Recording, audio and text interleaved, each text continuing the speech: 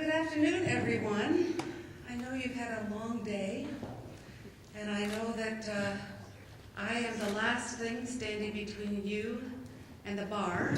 Am I right about that? Oh, pretty close. So I will.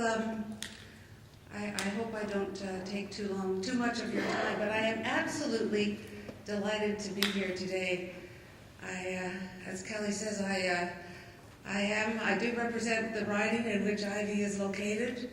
I'm very proud to be a Western grad, and when I got the invitation to come and speak to you, I just couldn't say no. I think you're talking about some really important things, and I'm just delighted to be able to offer a little bit of my perspective. I think I've been in this job about 7 weeks. I think this is week 7.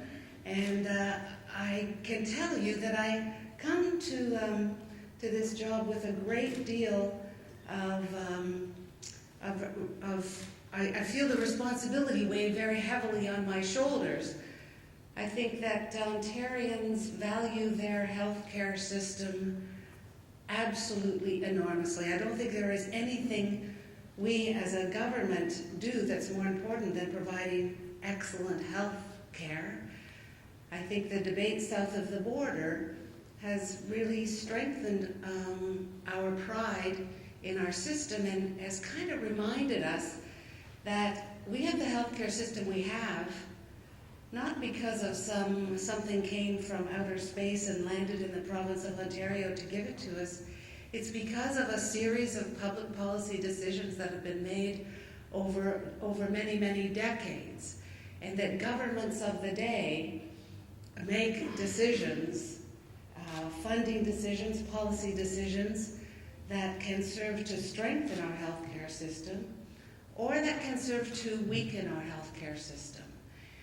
I can tell you that I am as committed as a human being can be to be one of those who makes decisions that strengthens our healthcare system. When I was first asked by the Premier, actually I was told by the Premier that this was my new assignment. He told me that we had a pretty aggressive agenda as a government when it came to healthcare, and my job was just to make sure we got done what we said we were going to get done. The two big priorities for us are increasing access to primary health care. That means more doctors, that means more nurses, that means better access across the province so that people can get health care when they need it as close to home as possible. We've made a lot of progress when it comes to increasing access. In fact, 800,000 more Ontarians now have access to a primary health care provider than did 6 years ago when we were elected. Almost 1 million more Ontarians have a doctor now than did 6 years ago. That's a result of many, many policy and funding decisions.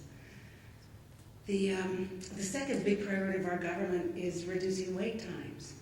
So when we were elected back in 2003, people were waiting in London at LHSC well over a year and a half for knee replacements. They were almost a year for hip replacements. But we didn't have any way of measuring that. We didn't have one way of measuring how long people were waiting. So what we've done is we've determined a measure. We now measure from point A to point B. That's how we measure wait times for surgeries. So we measure it and we report. And every hospital across the province now, you can go online. Anybody can go online and see what's happened to wait times at their hospital and other hospitals around the province. So we've been able to take many, many months of wait times.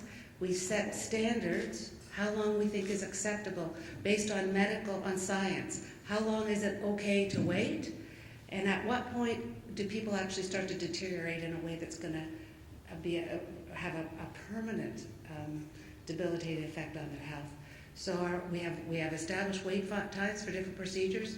We're under our our wait time target right across the board on our key areas that we identified as what we want to do, what we wanted to do first. And we've expanded that. Starting soon, we're going to be posting all surgical wait times online so people can see how we're doing. It's had a tremendous impact.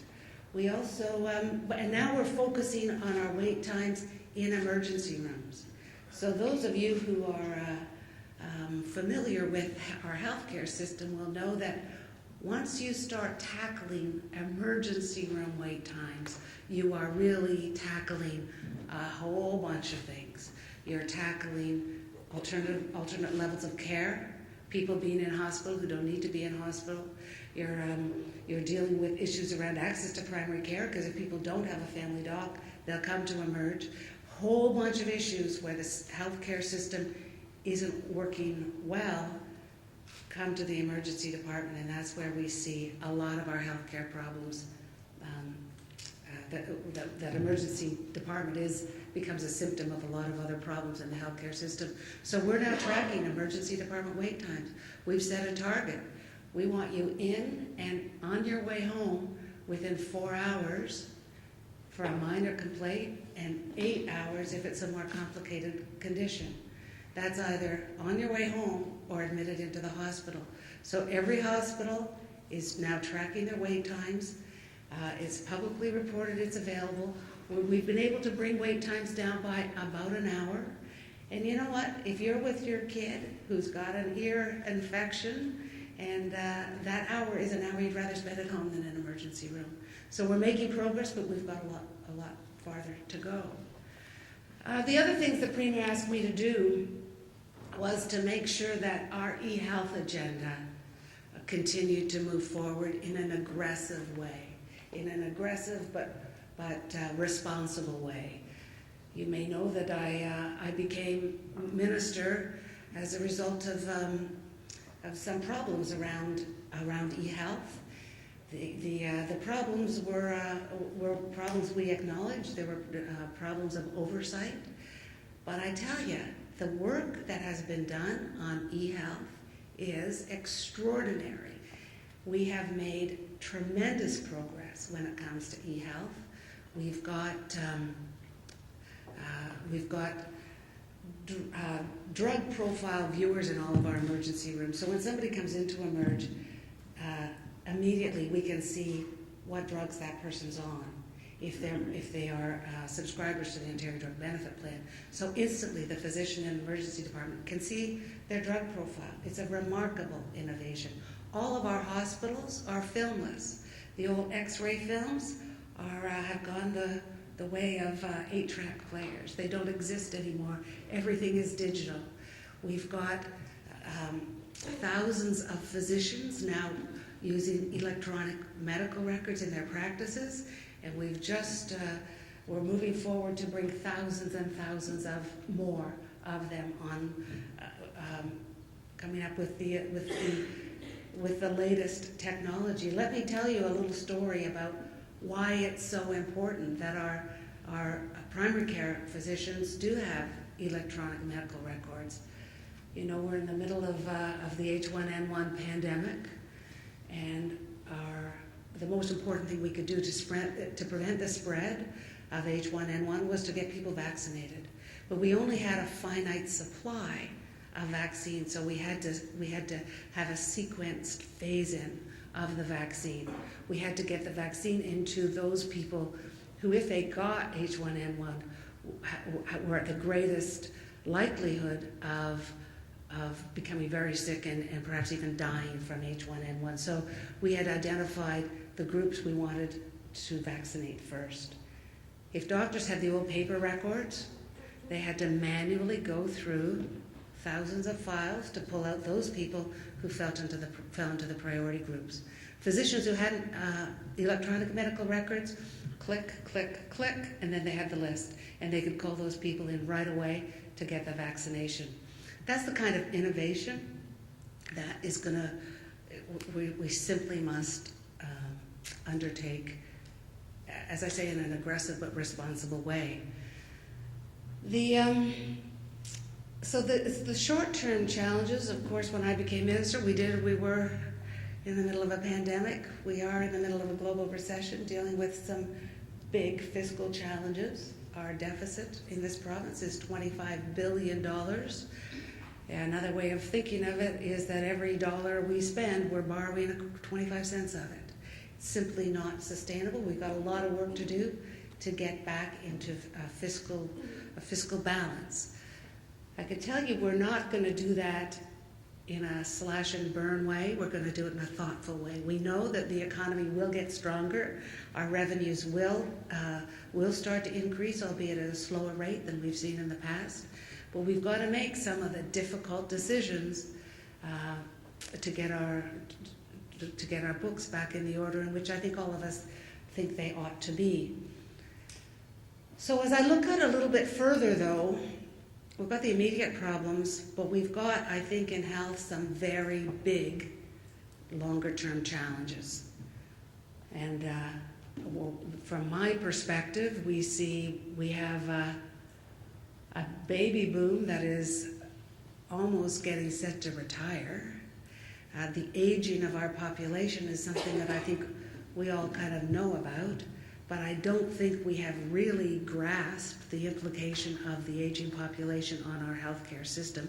I'm a demographer. When I was at Western, that's what I studied, demography. And I can tell you that people are living longer. They're living longer with more complex health conditions. More of us are getting older as the baby boomers age. And the healthcare challenges facing us down the road are enormous. We should make no mistake about that. I tell you, if we can't meet the needs of our seniors today, just imagine what it's going to be like 20 years from now when there are so many more of us. So we've got some work to do. We've got a demographic challenge that I don't think that we have really started to wrap our heads around. The other side of that, of course, is that people who are retired don't have as high incomes as people who are working. So our revenues will also be impacted by demographic changes coming. So we got that. We also have what is a fiscal challenge. The rate of increase in spending in health has far exceeded the rate of growth of our economy for many, many years. That simply is not sustainable.